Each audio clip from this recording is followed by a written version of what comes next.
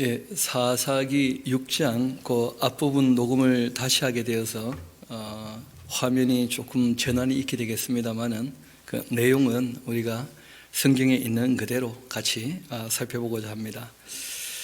이 사사기 6장부터 7장, 8장, 9장까지 이 내용은 한꺼번에 좀 봐야 다 좀 보이는 그런 내용입니다. 우리가 흔히 사사 기도원 하면 기도원의 300용사 이런 얘기를 이제 꺼내게 되는데, 원래 기도원 이야기는 전혀 그런 이야기를 하고자 하는 것이 아닙니다. 그 온니엘 또 에훗 또 이 드보라 그 실제로 40년, 80년, 40년 그러니까 160년에 또 통치했던 기간들 다 보면 200년 가까이 되는 동안 하나님께서 은혜를 베푸시고 하나님을 만날 수 있는 기회를 허락하시지만 여전히 이스라엘 백성들이 또 다시 하나님 앞에서 악을 행하였다. 그렇게 이야기가 시작되면서 이 기도원 이야기는 그리 편하게 우리가 볼 수 있는, 또는 무슨 기도원의 승전한 이야기 또는 사사들의 영웅담, 전혀 그런 얘기가 아닙니다. 우리가 이 내용을 좀 이해하려면 레위기 26장이나 신명기 28장에 나오는 상벌의 규정에 대해서 좀 내용을 이해할 필요가 있고, 우리 먼저 한 절을 먼저 보고 갑시다. 신명기 28장 33절입니다. 신명기 28장 33절입니다. 너의 토지 소산과 너의 수고로 얻은 것을 내가 알지 못하는 민족이 먹겠고 너는 항상 압제와 학대를 받을 뿐이니라. 어떻게 하면 이제 이런 일이 일어나는지에 대해서는 조금 앞으로 가면 우리가 확인할 수 있는데, 우리 28장 15절 또 한 같이 가봅시다. 하나님께서 복받는 말씀을 하시고 난 다음에 순종하면 복이 임하겠지만, 그러나 15절 너가 만일 내 하나님 여호와의 말씀을 순종하지 아니하여 내가 오늘 내게 명령하는 그 모든 명령과 규례를 지켜 행하지 아니하면 이 모든 저주가 내게 임하여 내게 이르게 될 것이다 하고 말씀하시면서 저주하시는 중에 그 33절 내용도 나오게 되거든요. 그 말씀하신 그 하나님의 지금 그 저주, 하나님의 그 징계가 지금 그대로 이루어지고 있다. 우리가 그런 이 배경을 가지고 이 내용을 봐야 오해 없이 읽을 수 있을 겁니다. 우리 다시 사사기 6장으로 같이 가도록 합시다. 이스라엘 자손이 또 여호와의 목전에 그 악을 행하였으므로 여호와께서 7년 동안 그들을 미디안의 손에 넘겨주십니다. 하나님께서 넘겨버리셨다는 거예요. 이스라엘 백성들이 하나님 말씀을 전혀 듣지도 않고 따르지도 않고 있으니까, 악을 행하고 있으니까. 미디안의 그 손이 이스라엘을 이긴지라.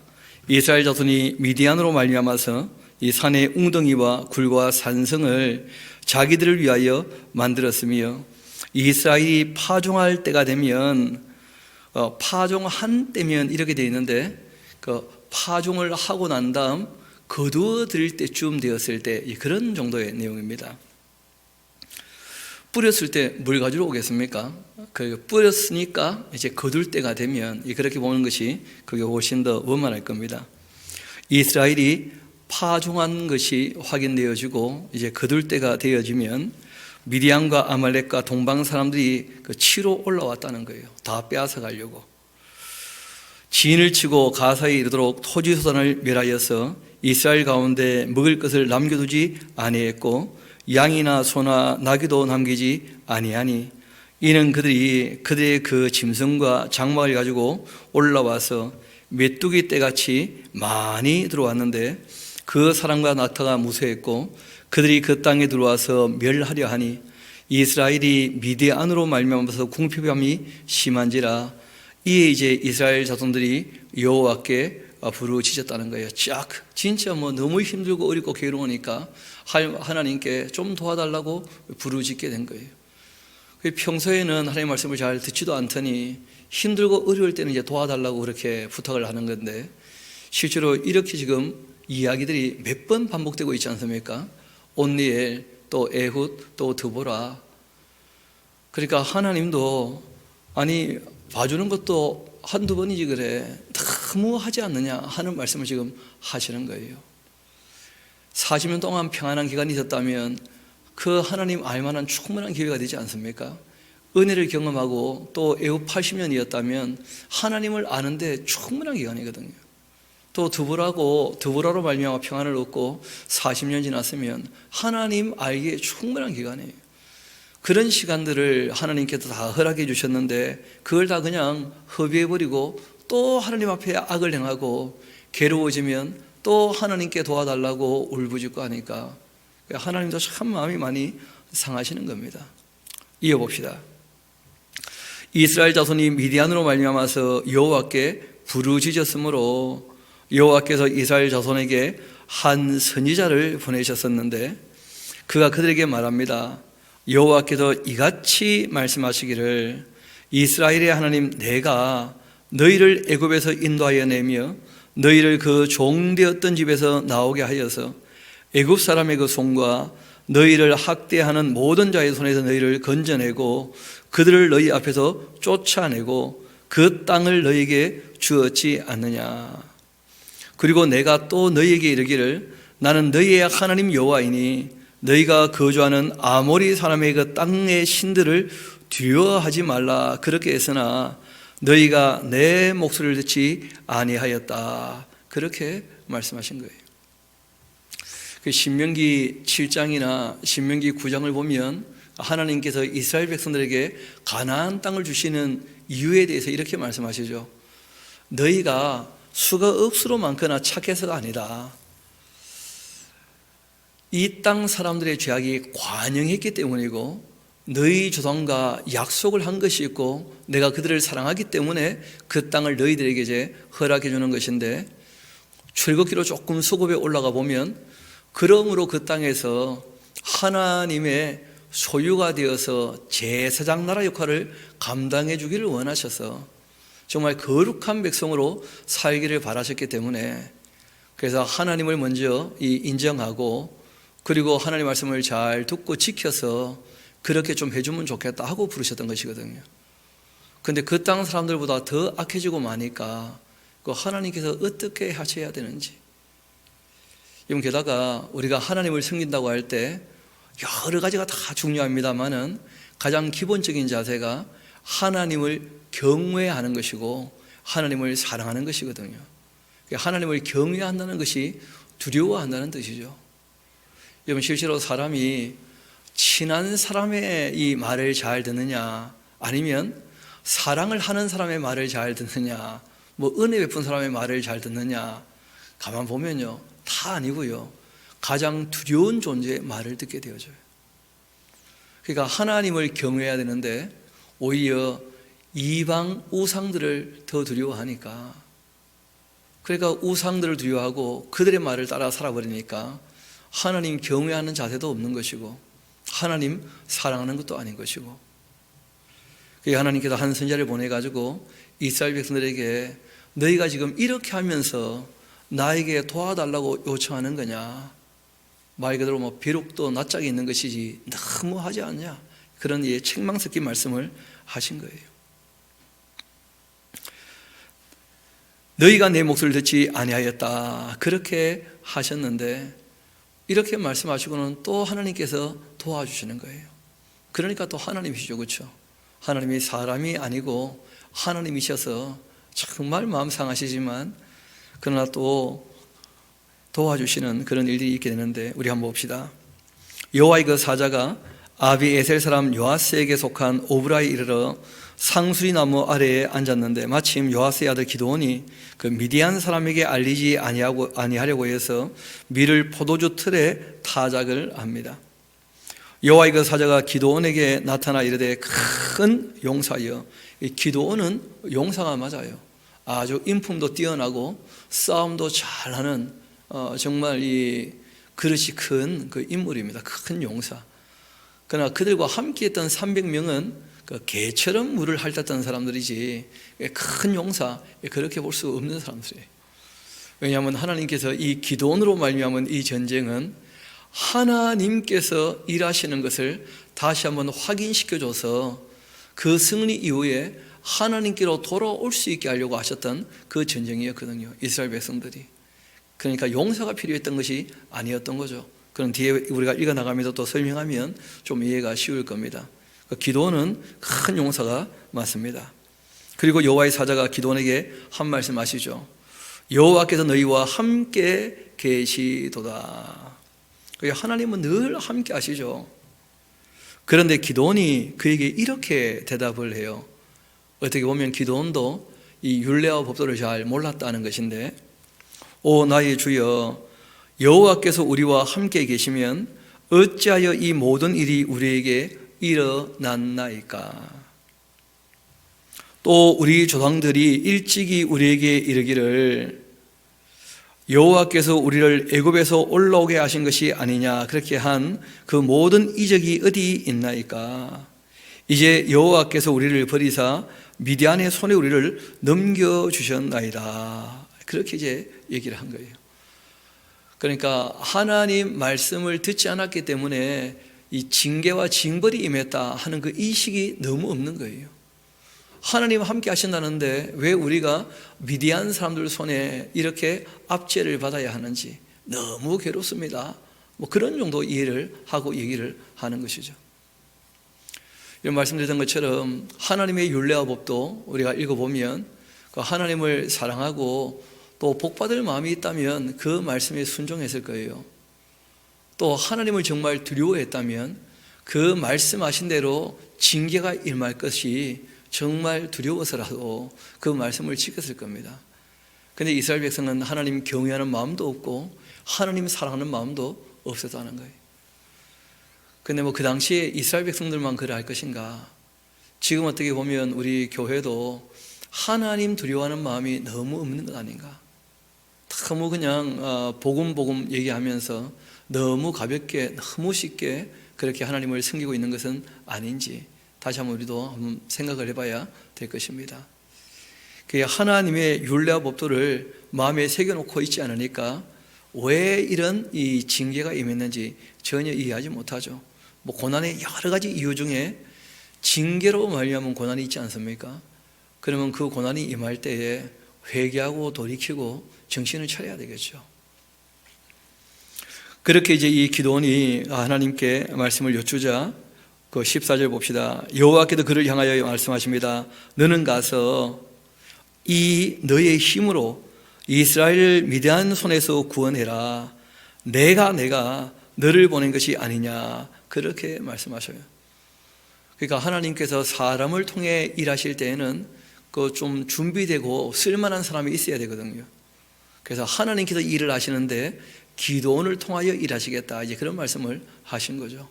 기도원이라는 사람 정도는 실력도 있고 인격도 좀 갖추고 있고 하니까 하나님이 쓸만한 그런 인물인 것은 사실이었습니다.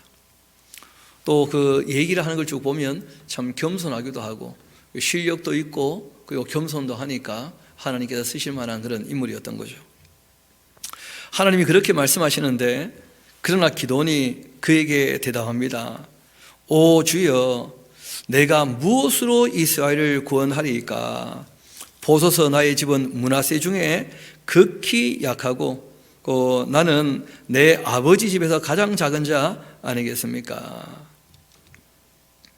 여호와께서 그에게 말씀하십니다. 내가 반드시 너와 함께 하겠다.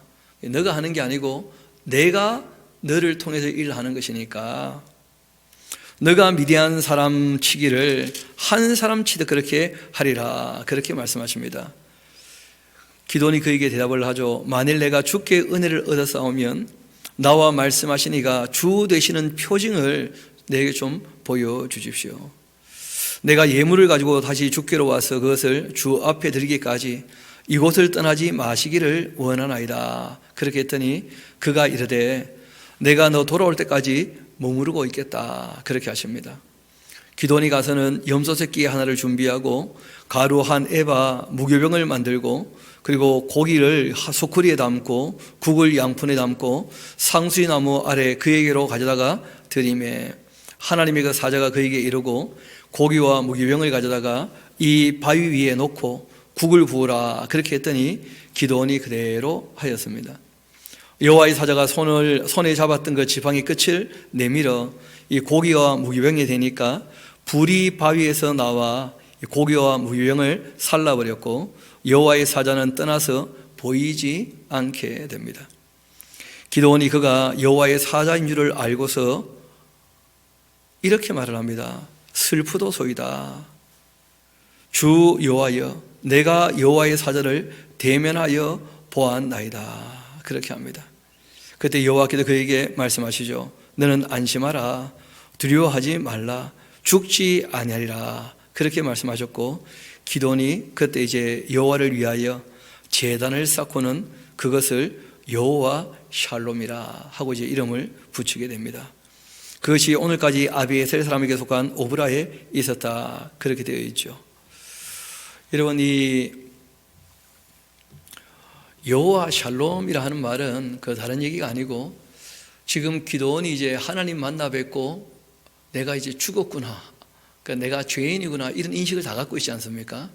그런데 직접 하나님 만나서 그 말씀을 들어보니까 하나님이 기드온의 요구에 일일이 다 응답하십니까 안 하십니까? 내가 좀 확인해 보고 싶습니다 했더니 얼마든지 확인할 수 있게 그렇게 이 기드온에게 하나님께서 그 수준에 맞추어서 만나주시고 하시니까 기드온이 깨닫게 된 거예요. 하나님은 우리를 징계하거나 징벌하시는 것을 목적으로 하시는 분이 아니시구나. 하나님은 샬롬, 정말 평화로우신 분이시다. 하나님께서는 우리에게 평화를 주시기 원하시는 분이시다. 그렇게 얘기를 한 것입니다. 이 그날 밤에 그 여호와께서 이 기드온에게 말씀하십니다. 너희 아버지에게 있는 수소 곧 7년 된 둘째 수소를 끌고 와라. 진짜 하나님 별거 다 아시죠?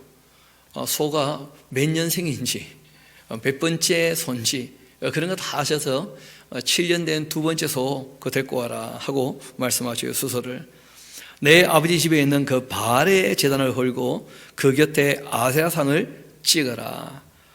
여러분, 이 바알 또 이 아세라 이런 이제 그 가나안 땅에 있었던 그 우상에 대한 이야기가 나오는데 원래 그 바알이라고 하는 그 말은 일반 명사로 그냥 주 또는 주인 이렇게도 쓰이던 말이었어요. 그래서 그 창세기를 보면 그 형들이 요셉이 올 때 꿈꾸는 자가 온다 이렇게 되어 있지 않습니까? 그 원어를 보면 꿈꾸는 바알이 온다 그렇게 되어 있어요. 그러니까 채색옷을 입었다는 것이 집을 다 관리하는 사람 아닙니까? 그러니까 이 바알이란 말 자체가 원래 의미는 뭐냐면 그 성의 주인이나 또는 가정의 주인이나 무엇의 소유주다 그런 의미였어요. 그런데 이제 그 당시에는 또 그 지역의 이 신들을 섬기는 그 다실론이 있었기 때문에 그 성의 주인이라면 그 성의 뭐라는 거예요? 신이다. 이렇게 봐서 그 바알이 그 신명처럼 그렇게 되어졌죠. 그렇게 이 언어가 살아 있어서 언어가 조금씩 이렇게 의미가 바뀌는 수가 있습니다. 그래서 이때쯤 되었을 때에는 바알이라고 하는 말이 그렇게 이제 그 고유 명사화처럼 되어서 그래서 어떤 바알은 여러 도시를 다스리고 또 어떤 바알은 한 도시의 주인이기도 하고 그러니까 성경을 보면 바알이란 말도 나오고 바알들이란 말도 나오고 그래요. 그래서 이것이 이제 가나안 땅에 있는 신들의 그 이름처럼 그렇게 불리게 되어졌죠. 그리고 이제 진짜 이 고유명사로 바알을 얘기할 때는 다곤 신의 그 아들로서 바알 신이 또 있게 되는 겁니다. 그러니까 뭐 잘 아시는 것처럼 우상은 사람이 만들어낸 것이기 때문에 그 태생이 그 아주 일목요연하지 않고 아주 복잡합니다. 그 아세라는 또 여신이죠, 여신. 그래서 여신은 그 주상으로 세우기도 하고 거기 깎아서 이제 그 신상을 만들기도 했는데 보통 나무 기둥을 세워놓은 것 정도로 해서 이 아세라 여신상으로 그렇게 하기도 했습니다. 결국 이 기드온이 그 아세라 목상을 찍었다 그렇게 되지 않습니까? 그 기드온 이름의 뜻이 베어버리다, 찍어버리다, 나무꾼이다 뭐 그런 이름이에요. 그 정말 이름답게 그렇게 이 아세라 목상을 찍어가지고는 그걸로 불쏘시기로 해서 하나님 앞에 이제 제사를 드리게 되는 그런 일이 있게 된 것입니다. 적어도 이제 이 기드온은 자기 집이 이 제실이 있는 집안이었거든요. 바알과 아세라를 섬기는 꽤 유력한 집안이었다는 거예요. 그 마을에서. 그런데 이제는 우상을 완전히 버리고 하나님을 섬기기로, 여호와 하나님을 섬기기로 그렇게 하는 것이죠. 하나님이 참 평화로우신 분이시다 하는 것을 알고 그 하나님 앞에 이제 무릎을 꿇습니다. 24절을 다시 한번 보면 기드온이 여호와를 위하여, 그런 표현 보이지 않습니까? 그렇죠? 그래서 사람이 신앙이 바르게 되면 여호와를 위하여 이렇게 되는 것이고, 잘못된 신앙은 하나님을 섬긴다고 하면서도 늘 자기를 위한다면 그는 올바른 신앙이라 할 수 없는 것이죠. 뭐 우상 숭배와 거의 다를 바 없을 겁니다. 자기를 위한 신앙, 그 탐심이라는 것 자체가 곧 우상 숭배와 똑같거든요. 결국 이제 이 바알과 아세라상을 찍어버리고 26절입니다. 또 이 산성 꼭대기에 내 하나님 여호와를 위하여 규례대로 한 제단 쌓고 그 둘째 수도를 잡아 내가 찍은 아세라 나무로 번제를 드릴지니라. 그렇게 했더니 하나님께서 이에 기드온이 종 10사람을 데리고서 여호와께서 그에게 말씀하신 대로 행하되 그의 아버지의 그 가문과 그 성읍 사람들을 두려워함으로써 이 일을 감히 낮에 행하지는 못하고 밤에 행하게 됩니다. 그 성읍 사람들이 그 아침에 일찍 일어나 보니까 바알의 제단은 다 파괴되었고, 그리고 그 곁에 아세라가 찍혔고 새로 쌓은 그 제단 위에 그 둘째 수도를 드렸는지라 소름으로 옵니다. 아니 이것이 누구의 소행인가 하고는 그들이 케어 물어 너에 이르되 요아스의 아들 기드온이 이같이 행한 것 아니냐, 그렇게 다 얘기를 합니다. 성읍 사람들이 요아스에게 이르러 내 아들을 끌어내어라. 그는 당연히 죽을 것이다. 이는 바알의 제단을 파괴하고 그 곁에 아세라를 찍었음이니라. 그런 얘기를 하는 거예요. 그때 요아스가 자기를 둘러선 그 모든 자에게 말합니다. 너희가 지금 바알을 위하여 다투고 있는 것이냐? 너희가 바알을 구원하겠느냐? 그를 위하여 다투는 자는 아침까지 죽임을 당하리라. 바알이 과연 신일치인데 그 제단을 파괴하였은즉 그가 자신을 위하여 다툴 것이다 하면서 바알 보고 직접 오라 그래, 열받으면 하고 그렇게 한마디 쏘아붙인 거죠. 그 요아스는 그 부모님들은 신앙이 있었던 것 같아요. 이 요아스란 그 이름의 뜻은 여호와께서는 강하신 분이다, 그런 뜻이거든요. 그런데 참 어쩌다가 그 유력한 집안이 되니까 뭐 마을 사람들의 요구가 있었겠죠.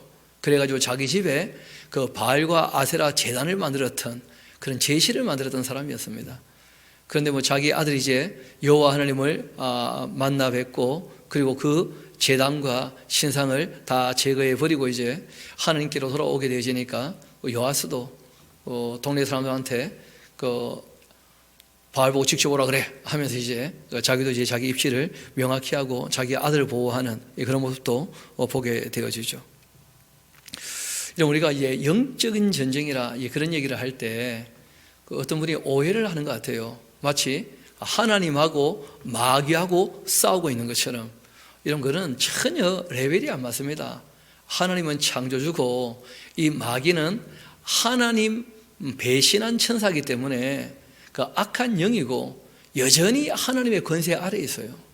하나님께서 잠시 허락하셔서 활동하는 것 뿐이지 사람을 검증하거나 연단하기 위해서 그 악한 영이 하나님을 대적하고 그 말이 안 되는 거예요. 실제로 이제 악령들의 그 어떻게 보면 같은 수준으로 본다면 천사들이겠죠, 그렇죠? 그래서 요한계시록 보면 그 미가엘하고 이제 그 붉은 용 마귀하고 싸우는 뭐 그런 장면들은 나와요. 실제로 이제 우리에게 있어서 영적 전쟁이라 하는 것은 딴 게 아니고 의로우신 하나님을 따를 것인가, 선하신 하나님을 따를 것인가, 참되신 하나님을 따를 것인가, 스스로 계시고 전지능하시고 영원히 변하지 않으시는 완전하신 어디나 계시는 바로 그 하나님을 정말 두려워해서 경외함으로 또 그 하나님이 우리에게 베푸신 은혜와 진리와 사랑의 감격에서 하나님을 사랑함으로 그 하나님을 따를 것인가, 아니면 자기 욕심을 따라 사는데 그게 바로 이 악령에 쏘아 사는 삶이죠. 그래서 영적인 전쟁이라는 것은 욕심을 따라 살 것인가, 아니면 정말 하나님 말씀을 우리가 읽고 듣고 배워서 양심을 깨끗하게 우리가 씻어서 정말 주님의 뜻을 따라 살 것인가, 그런 것이 우리에게 있어서 영적인 싸움이지, 그 마귀하고 막 직접 우리가 가서 싸우고 전혀 그런 게 아니에요. 실제로는 영적 싸움은 내 안에 있는 이 악과 우리가 싸우는 거예요. 끊임없이 정말 하나님의 말씀으로 우리 마음을 씻어야 우리가 주님 편에 설 수 있는 것이죠. 이 기도는 명확히 자기 자리를 이제 확인을 했죠. 그리고 바알과 아세라를 찍어버리고 여호와를 위하여 제단을 만들고 숨겨서, 그때부터 이제 이 기도원에게 별명이 하나 생기게 됩니다. 그날 기도원을 여룻바알이라, 이 바알과 다툰 사람이다, 그런 것이죠. 그렇게 불렀으니 이는 그가 바알의 제단을 파괴하였으므로 바알이 그와 더불어 다툴 것이라, 그렇게 함이었습니다. 그래서 요아스가 정말 자기 아들을 변호하기 위해서 바알 보고 직접 나오라 얘기했는데, 그 바울이 직접 나올 수 없죠. 왜냐하면 잘 아시는 것처럼 천지를 짓지 아니한 존재는 신이라 할 수 없는 것이고, 사람이 손으로 만든 것은 신일 수 없기 때문에, 그래서 우리가 정말 그 우상을 버리고 하나님께 돌이켜야 된다 하는 것이 너무나 당연한 일이고, 이제 이 기도원이 그 실력도 있고 겸손하기 때문에 정말 하나님께로 이제 돌이켜서 하나님 편에 서서 이제 일을 하게 될 터인데, 그런데 그 일의 뒷얘기가 석연치 않은 부분이 늘 있다는 거예요. 왜냐하면 이분이 하나님의 율례와 법도를 다 알고 따르고 그러지를 않았다는 거죠. 기도원 사후에도 한 40년 정도 하나님을 알 기회가 있었는데 전혀 그게 이제 그렇게 진행되지는 않았거든요. 우리 뒷얘기를 또 이어서 보도록 합시다. 그때 미디안과 아말렉과 동방 사람들이 다 함께 모여서 요단강 건너와서 이스라엘 골짜기에 진을 치게 됩니다. 그 이스라엘 골짜기에 하는 것은 그 보면 하롯셈 그 기송강 그 있지 않습니까? 그 북쪽으로 쭉 올라가다 보면 스불론 지파, 납달리 지파, 아셀 지파 그 밑에 그 주황색으로 된 것이 그게 이제 므낫세 지파 땅이거든요. 서쪽 므낫세 지파 땅. 그 기송강 주변으로 전체가 다 이스라엘 평원이에요. 쉽게 말하면. 거기까지 사람들이 다 올라오게 되었습니다. 그때 여호와의 영이 기도원에게 임하였고 기도원이 나팔을 불자 아비에셀이 그 뒤를 따릅니다. 왜냐하면 다 아비에셀의 족속 아닙니까? 그렇죠? 그 요아스도 그러하고 그 기도원도 그러하고, 그래서 제일 먼저 가까운 자기 이 족속들부터 뒤를 따랐습니다. 그리고 기도원이 또 사자들을 온 므낫세에 들어 보냅니다. 그 자기 지파 사람들 다 또 불러 모았죠. 그들도 모여서 그를 따르고 또 사자를 그 북쪽으로 보내서 아셀, 스불론, 납달리에게 보내자 그 무리도 다 올라와서 이 기도원을 영접하게 됩니다. 그때 기도원이 여호와 하나님께 여쭈되 주께서 이미 말씀하신 같이 내 손으로 이스라엘을 구원하시려거든 보소서, 내가 양털 나무치를 타작마당에 두리니 만일 이슬이 양털에만 있고 주변 땅은 마르면 주께서 이미 말씀하신 같이 내 손으로 이스라엘을 구원하실 줄을 내가 알겠나이다. 참 좋게 말하면 신중한 거고요, 좀 나쁘게 말하면 잘 안 믿어지는 거라. 그러니까 몇 번 확인을 해보는 거예요. 지금 정말 이게 하나님의 뜻이 맞는지. 그래서 다음에 이 양털 하나를 놨을 텐데 주변은 다 말라있고 양털만 젖었다면 하나님의 능력 아니겠는가? 그래 한번 생각해봐요. 밤에 누가 가다가 물을 쪽 불 수도 있잖아요. 그게 이루어지니까 잠깐만, 그거는 하나님 말고 누구라도 할 수 있는 거니까 거꾸로 온 땅이 적는데 양털이 마르는 것은 그건 안 될 거 아닙니까? 그렇죠? 젖으면 다 적는 것이니까. 그렇게 다시 한번 또 해달라고 또 부탁을 해요. 이어봅시다. 39절 기드온이 또 하나님께 여쭈되 주여 내게 노하지 마옵소서. 내가 이번만 말하리이다. 구하옵나니 내가 이번만 양털로 시험하게 하소서. 원컨대 양털만 마르고 그 주변 땅에는 다 이슬이 있게 하소서 했는데 그 밤 하나님께서 그대로 행하셨고 양털만 말랐고 주변 땅에는 다 이슬이 있게 되었습니다. 이제 아주 확신을 갖게 되죠. 여룻발이라는 그 기드온과 그를 따르는 모든 사람 백성이 일찍 일어나서 하롯셈 곁에 이제 진을 치게 되었고, 위대한 진영은 그들의 그 북쪽이고 모래산 앞 골짜기에 있게 됩니다. 거기 보면 하롯샘이 있고, 그리고 이제 다볼산이 있고, 모래산이 없어요. 그렇죠? 모래산은 그 다볼산 밑에 그 산이 하나 있는데 거기가 모래산입니다. 그러니까 하롯셋 바로 옆이죠. 오른쪽으로. 여호와께서 기드온에게 이르시되 너를 따르는 백성이 너무 많다는 거예요. 여러분, 이때 미디안 연합군의 숫자는 얼마였느냐 하면 동방 사람들만 12만이었어요. 그러니까 미디안과 아말렉과 동방 사람의 연합군이었거든요. 그러니까 적게 잡아도 20만이 넘는 숫자였어요. 그 어마어마한 숫자였습니다. 근데 그런 정도의 그 숫자 앞에 지금 3만 한 2천? 그러니까 얼마 안 되지 않습니까? 20만 대 3만 2천. 그 너무 차이가 날 텐데 하나님은 그 숫자 너무 많다는 거예요. 여호와께서 기드온에게 이르시되 너를 따르는 백성이 너무 많다. 내가 그들의 그 손에 미디안 사람을 넘겨주지 않겠다. 이는 이스라엘이 나를 거슬러 스스로 자랑하기를 내 손이 나를 구원하였다. 그런 착각에 빠지면 안 되니까. 이제 너는 백성의 귀에 외쳐 이르기를 누구든지 두려워 떠는 자 길라산을 떠나 돌아가라. 그럼 지금 모래산이 있지 않습니까? 근데 갑자기 길라산이 나온 거예요. 그게 참 자세히 안 보면 아무 문제 없는데 길랏은 요단강 동편에 있잖아요. 길랏 땅은. 모래산은 지금 길랏 서쪽 이야기거든요.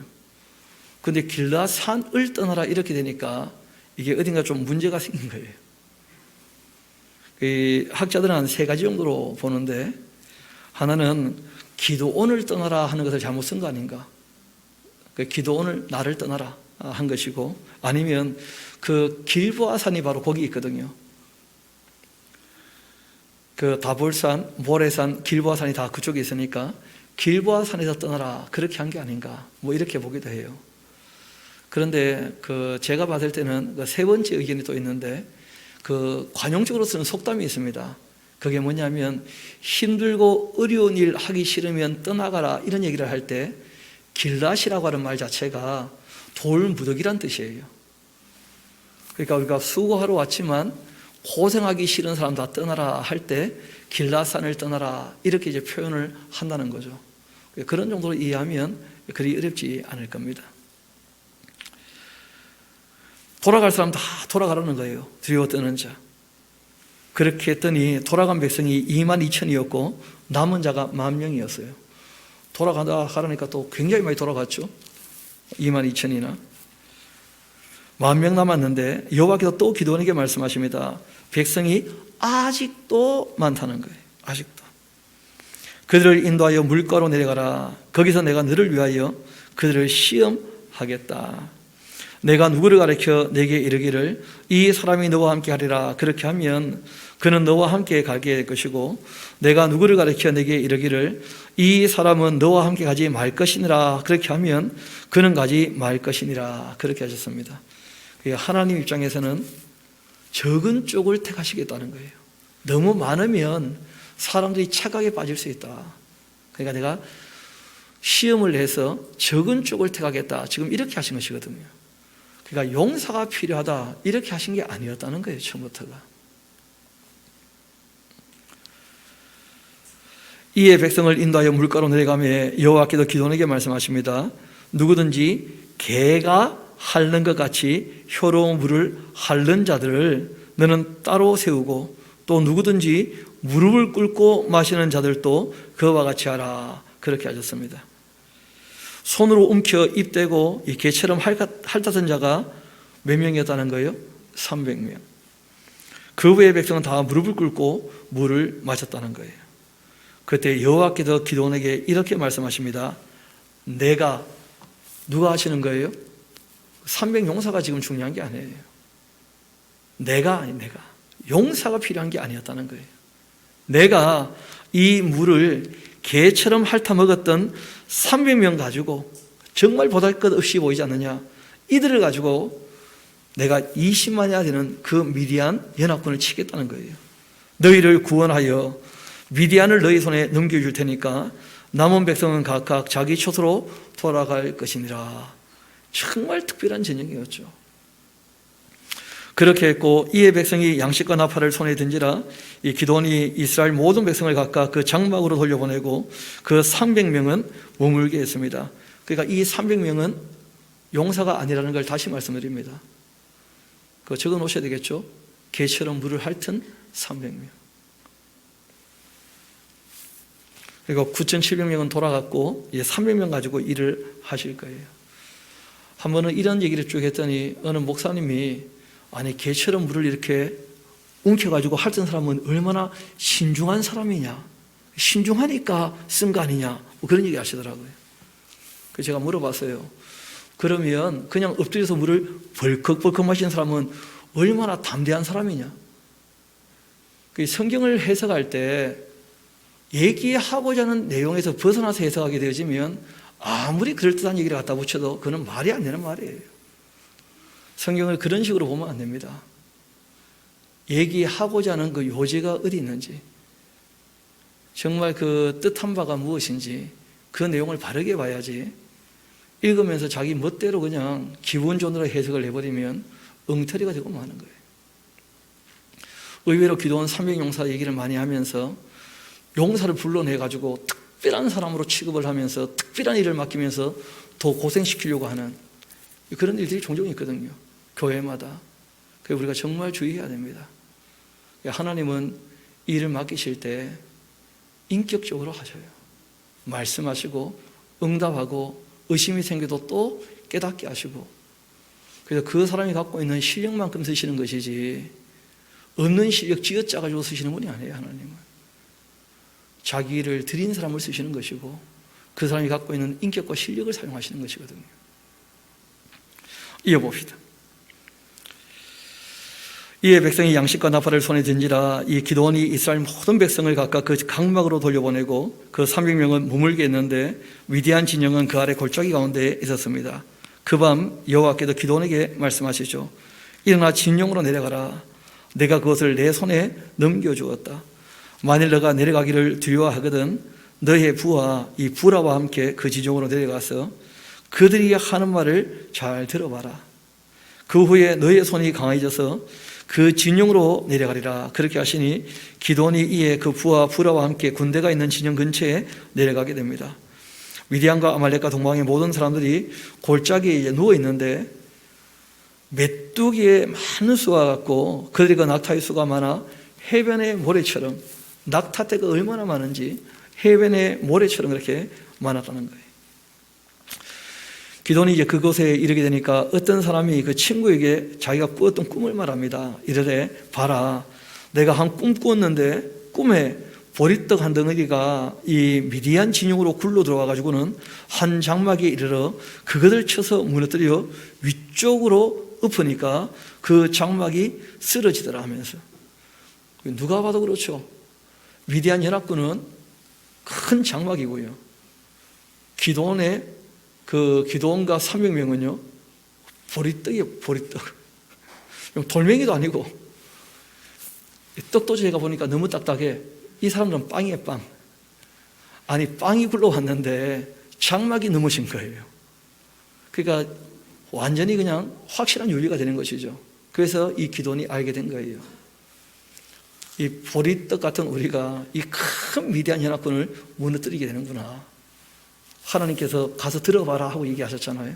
가서 들어보니까 그런 꿈 얘기를 하는 거예요. 이어봅시다. 그 친구가 대답하여 이르되 이는 다른 것이 아니라 이스라엘 사람 요아스의 아들 기드온의 칼이라. 하나님께서 미디안과 그 모든 진영을 그 손에 넘겨주셨다. 그렇게 했고 기드온이 그 꿈과 해몽하는 말을 들어보고는 경배하며 이스라엘 진영으로 돌아와서 이르되 일어나라. 여호와께서 미디안과 그 모든 진영을 너희 손에 넘겨주셨다. 그러니까 이 전쟁의 주체는 끊임없이 누구라고 얘기되고 있습니까? 여호와께서. 하나님의 전쟁이었다는 거예요. 300명을 세대로 나누고 각 손에 이 나팔과 빈 항아리를 들리고 항아리 안에는 횃불을 감추게 하고 그들에게 이르되 너희는 나만 보고 내가 하는 대로 해라. 내가 그 진영 근처에 이르러서 내가 하는 대로 너희도 그리하여 나와 나를 따르는 자가 다 나팔을 불거든 너희도 모든 진영 주위에서 나팔을 불며 이르기를 여호와를 위하라, 기드온을 위하라, 그렇게 하라 했습니다. 기드온과 그와 함께한 이 백성이 이경초에, 우리가 뭐 흔히 쓰는 말은 아니죠. 보통 이 낮과 밤을 12시간, 12시간으로 보통 나눕니다. 새벽 6시부터 저녁 6시까지, 저녁 6시부터 다음날 새벽 6시까지 낮과 밤을 나누면 이것을 또 3경으로 분류를 해요. 그러니까 보통 1경이 한 4시간 좀 되는 거죠. 그렇죠? 12를 4로 나누면, 그러니까 6시부터 시작해서 저녁 10시까지가 1경이에요. 저녁 10시부터 시작해서 새벽 2시까지가 이제 2경이 됩니다. 새벽 2시부터 이 6시까지가 또 3경이 되는 것이죠. 그렇게 이제 1경, 2경, 3경 이렇게 나누는데 2경이니까 정말 깊은 밤이에요. 지금이야 밤 12시도 낮처럼 지내고 있지 않습니까? 청년들 맞습니까? 실제로 이때는 깊은 밤이죠. 깊은 밤. 지금 전기불이 많아가지고 문제가 달라졌는데, 이때 뭐 사람이 제일 안 다닐 때가 그 이제 2시 조금 넘을 때부터 전혀 안 다니는 사람들이 제일 깊은 밤인데, 저녁 10시부터 이제 그 2시 그 사이, 그 이경초에 진영 근처에 이른즉 바로 파수꾼들을 교대한 때였고, 그들이 나팔을 불며 손에 가지던 항아리를 부수게 됩니다. 거의 횃불인데 이게 항아리 집어넣으면 밖에서는 안 보일 거 아닙니까? 그렇죠? 그리고 이제 항아리를 깨뜨리니까 횃불이 보이기 시작한 겁니다. 그 항아리를 부수니까 세대가 나팔을 불며 항아리를 부수고 왼손에 횃불을 들고 오른손에 나팔을 들어 불며 외치르되 여호와와 기드온의 칼이라, 그렇게 하자 각기 제자리에 서서 그 지정을 에워싸매 온 진영의 군사들이 뛰고 부르짖고 도망하게 되었다는 거예요. 그러니까 자중질환이 그냥 일어나게 된 겁니다. 연합군이니까. 그래서 여기서 얼마나 죽었는지 그는 몰라요. 숫자가 안 나오니까. 300명이 나팔을 불 때 여호와께서 그 온 진영에서 친구끼리 칼로 치게 했는데 적군이 도망하여 스리아의 그 벳시다에 이르고 또 답밭에 가까운 아베몰라의 그 경기에 이르렀고, 이스라엘 사람들은 납달리와 아셀과 온 므낫세로부터 부름을 받고 미디안을 추격합니다. 한편 이제 이 요단을 건너왔던 사람들이 다시 요단강을 건너가려고 이제 도망을 가니까 기드온이 사사들을 보내서 에브라임 온 산지로 두루다니게 하여 이르기를 내려와서 미디안 치고 그들을 앞질러 벳바라와 요단강에 이르는 수를 점령하라, 그렇게 했고, 이에 이 에브라임 사람들이 다 모여 벳바라와 요단강에 이르는 수를 점령하고 또 미디안의 그 두 방백 오렙과 세입을 사로잡았다는 거예요. 오렙은 오렙 바위에 죽여버리고 세입은 세입 포도주 틀에서 죽이고 미디안을 추격하였고, 오렙과 세입의 머리를 요단강 건너편에서 기드온에게 가져왔습니다. 그 이스라엘 사람들은 이름이 그럴듯하잖아요. 요아스 또는 뭐 기드온, 뭐 하나님은 강하시다, 아니면 악한 것들을 다 베어버리는 존재다, 뭐 이런 식으로 이름 짓는데, 그 오렙이라는 사람 이름 뜻 보니까 까마귀 그 세입은 늑대란테 늑대. 그러니까 참 사람을 완전히 동물처럼 그렇게 이름을 짓고 불렀던 거죠. 여하튼 이 에브라임 사람들이 기드온에게 말합니다. 너가 미디안과 싸우러 갈 때 우리를 부르지 않았냐? 왜? 그 처음부터 왜 에브라임을 부르지 않았냐 하고 이제 에브라임 사람이 한마디 합니다. 기드온에게 우리를 이같이 대접하면 어찌 되느냐 하고 그와 크게 다투었을 때 기드온이 그들에게 이런 말합니다. 내가 이제 행한 일이 너희가 한 곳에 비교되겠느냐?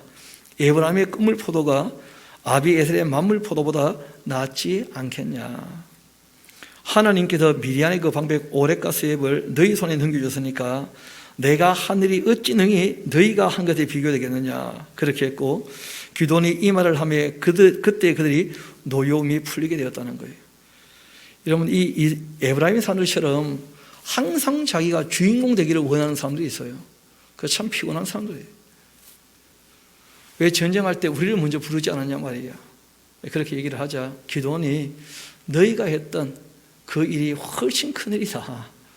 뭐 너희들의 그 끝물이 우리 만물보다 훨씬 낫지 않겠냐 하면서 이제 그 아부하듯이 에브라임 사람을 시켜 세워주니까 그 에브라임 사람들이 노염이 좀 풀렸다 이렇게 되어 있어요.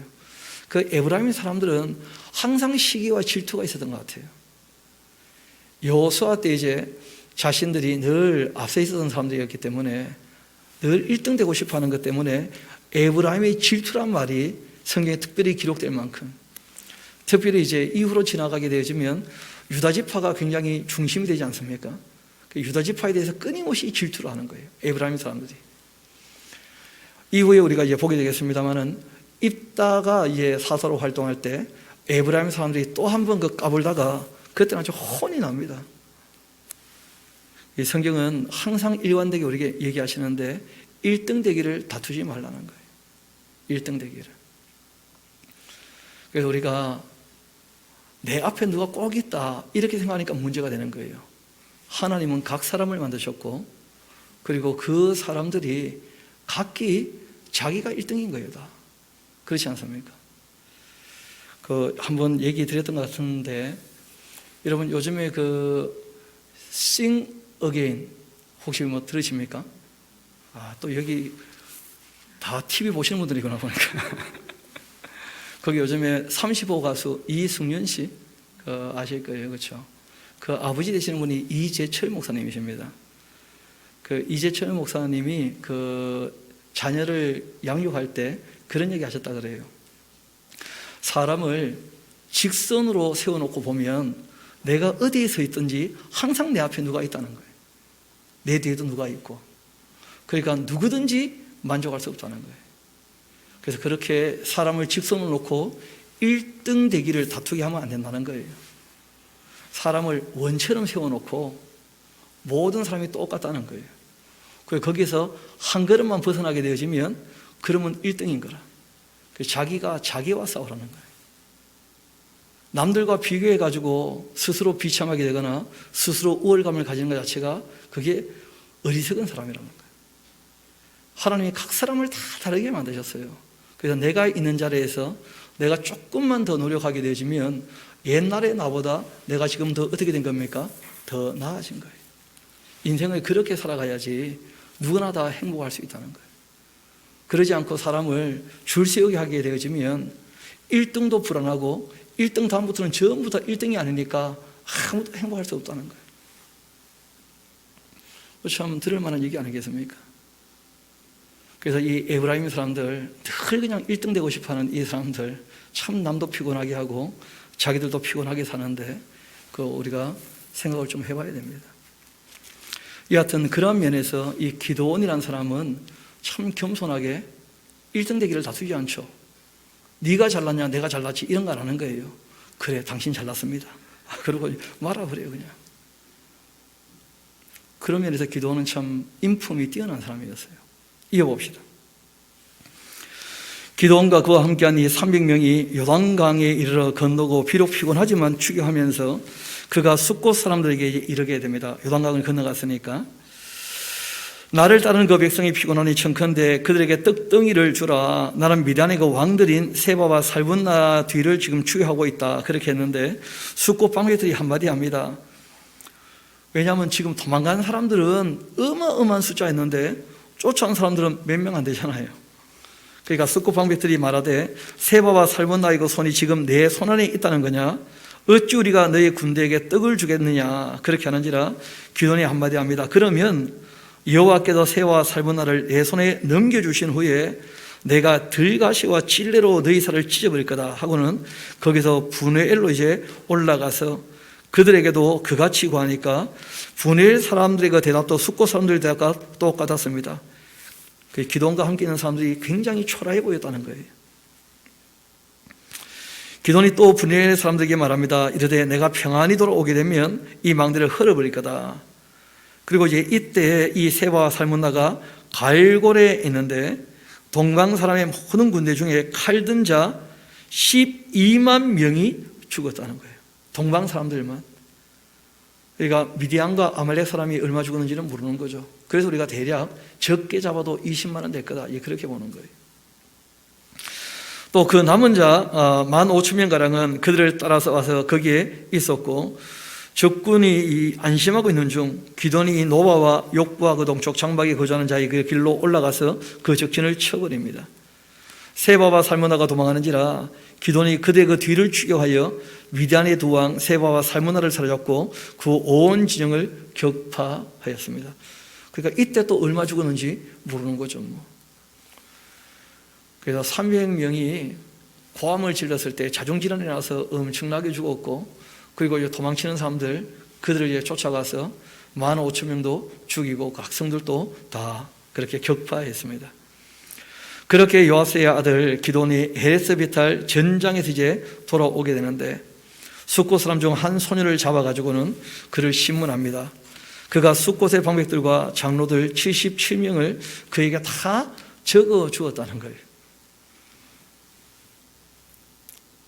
그러니까 이 숫곳 사람들, 그 아람 사람들은 그 문자가 있었거든요.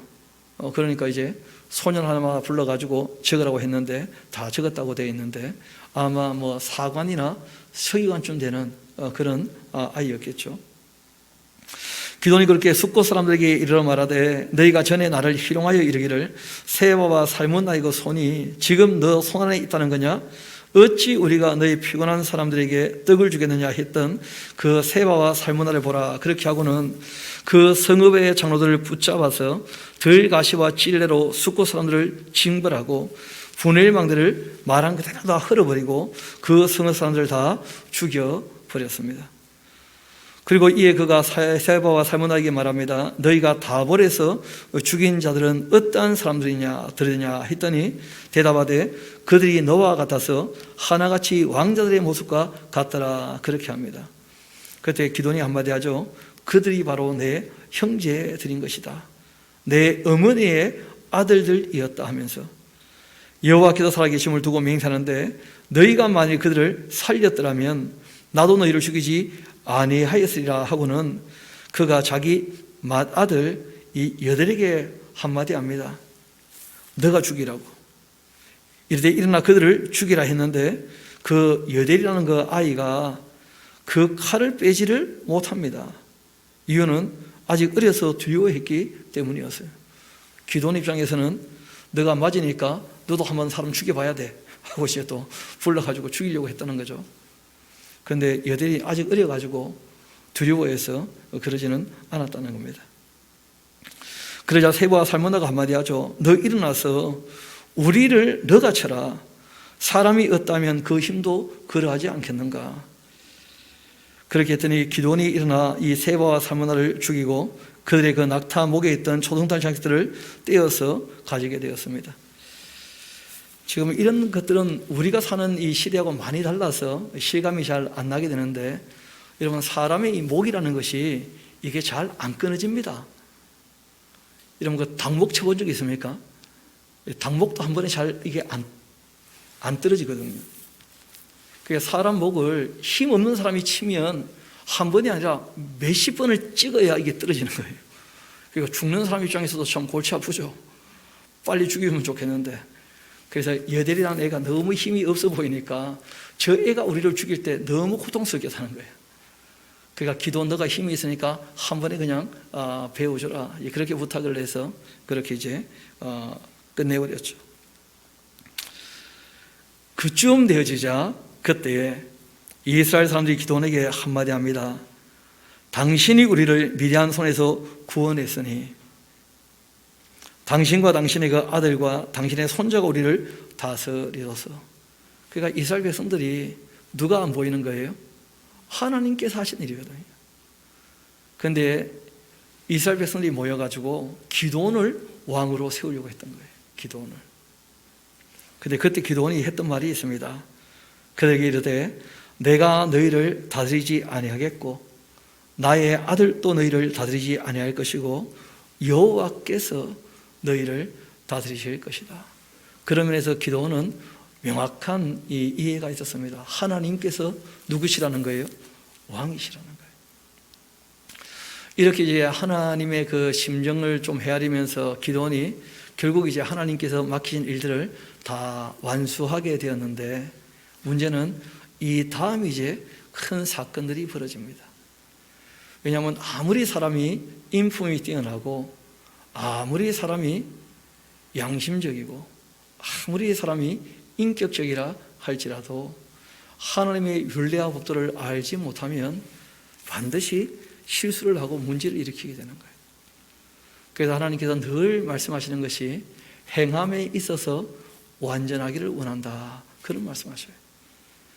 기도원 개인적으로는 그 신앙이 괜찮은지 모르겠지만 그러나 그 신앙이 지금 우리가 보는 것처럼 이스라엘 백성들에게 전혀 영향을 미치지 못하고 있다는 거예요. 이스라엘 백성들은 여전히 기도원을 봅니까? 기도원의 하나님을 봅니까? 기도원의 하나님이 보이지 않는 거예요. 그래서 이제 이후에 어떤 일이 일어났는지는 우리가 오후에 이어서 계속 말씀을 좀 더 살펴보도록 그렇게 하시겠습니다. 함께 기도하도록 합시다.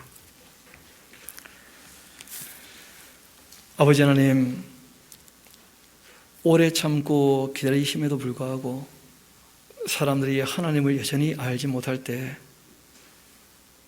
기도를 통하여 특별히 정말 보잘것없는 그 적은 사람으로 큰 승리를 미디안에 거두게 하시면서 하나님이 어떤 분인지를 그들에게 나타내셨음에도 불구하고 이스라엘 백성들이 여전히 하나님을 알아보지 못하고 사람만을 바라보며 성공만을 바라보는 모습을 저희들이 보게 됩니다. 저희들 이 역사를 교훈 삼아서 이 땅에 우리가 살아갈 때 모든 일에 있어서 하나님의 경륜과 승리를 바라볼 수 있는 영적인 안목이 있기를 소망합니다. 아버지 하나님, 눈을 뜨게 하시고 주의 말씀을 밝히 보게 하시며 이 땅에 살아갈 때에 남과 비교하여 1등을 다투는 것이 아니라 주님 앞에서 착하고 충성되게 살아갈 때에 어제보다 조금 더 나은 그러한 사람들이 될 수 있도록, 오늘보다 조금 더 나은 내일을 바라보는 사람이 될 수 있도록 주님께서 인도하여 주시고 또한 도와주시기를 소망합니다. 모든 것을 주님께 의탁합니다. 또한 감사를 드립니다. 이 모든 말씀 저희를 사랑하시는 우리 구주 예수님 이름으로 기도합니다. 아멘.